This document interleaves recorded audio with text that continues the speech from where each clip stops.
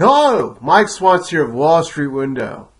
I'm going to talk with you about 5 stocks that I think are in some big trouble. But today, the Dow finished up 118 points.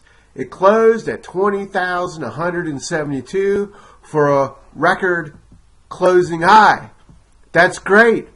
I own stocks that have gone up. You probably own stocks that have gone up. Everyone is bullish on the stock market.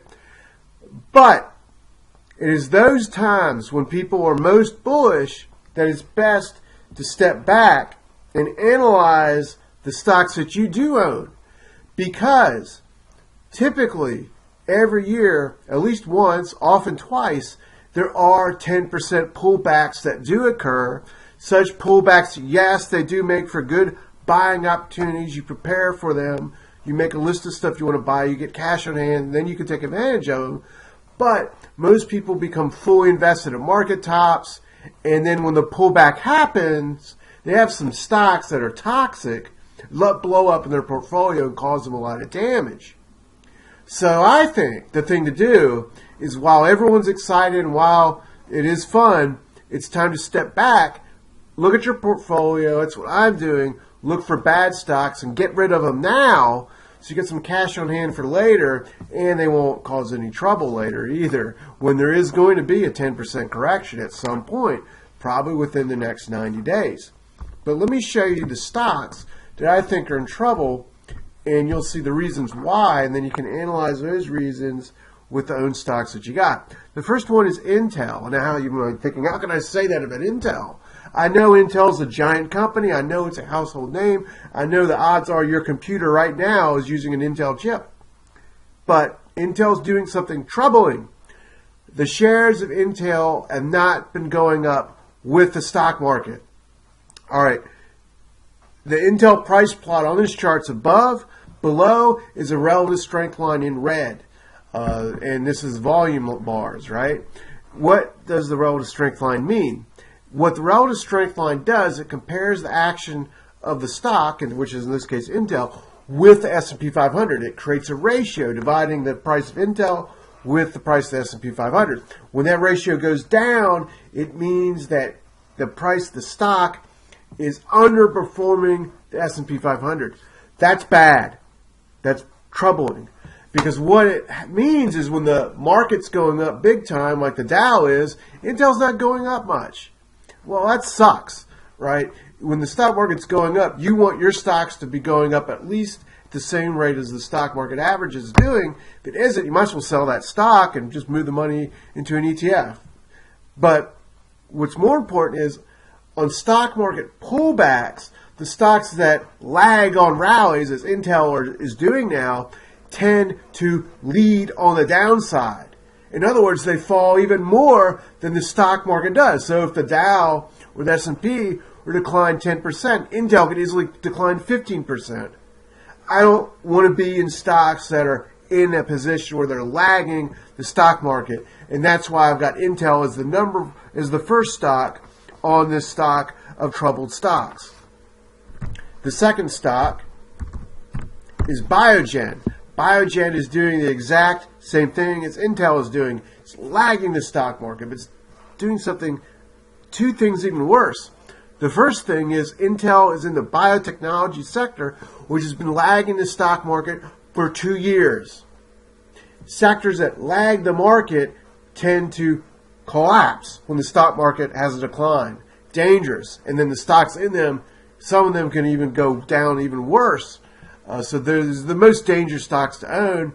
The other thing Intel is doing is, if you take a look at this chart, you'll see a white line aligned up with a red line. That white line is the on-balance volume indicator. What the on-balance volume indicator does, it gives us a way to judge whether money is flowing into a stock or out of a stock. It tallies up the amount of volume on an up day, subtracts the volume on down days to make a running total. When that total is going down, it means there's more volume on down days than up days. It's a sign of distribution. Biogen is doing this. Stocks under distribution are also under danger of going into collapse. when there's even a minor stock market correction. Since the election of Donald Trump, the Dow has accelerated to 20,000. Intel is actually below the day the price it was at the day of the Trump election. That's bad. It's just bad. You don't want to be a part of stocks like that. The next stock is BristolMyers. BristolMyers has both of the troubling characteristics of Biogen and Intel, lagging the market, declining on-balance volume. But there's something else going on with BristolMyers that you need to learn from.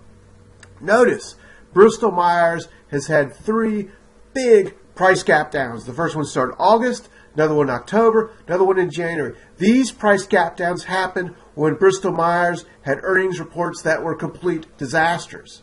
There's something to learn from this, though. Typically, any stock, historically, when it has 2 bad earnings reports that cause gap downs in a stock, it usually leads to a year of stock troubles for that stock. It's a bad sign for the company. A lot of times one gap down can happen and people say, well, it's just a freak event. Maybe they did some write-downs. It's a temporary situation. What happens twice, it becomes undeniable that there's some serious troubling problems going on. Then the stock can go into a downward spiral that seems to never end for the people in it. So that's what's going on at BristolMyers. And a next stock to talk about is Target. Because Target also shows you another example of what happens when there's earnings disasters. The first one started in May of 2016. Second one started in August of 2016. And then there was a gap up surprise in November of 2016. But now we're back down because in January there's a gap down disaster on earnings. So the 2 bad earnings reports that started in 2016 were a sign of trouble for Target. That trouble has continued. Target has been an absolute stock disaster. While the market averages are doing well, while there's some sectors in the market exploding, Target has been a dead money stock. Target is still in a position to go into another big drop the next time there is even a 10% correction in the Dow or the S&P 500. And that's going to take me to the final stock I want to speak with you about, and that's UPS.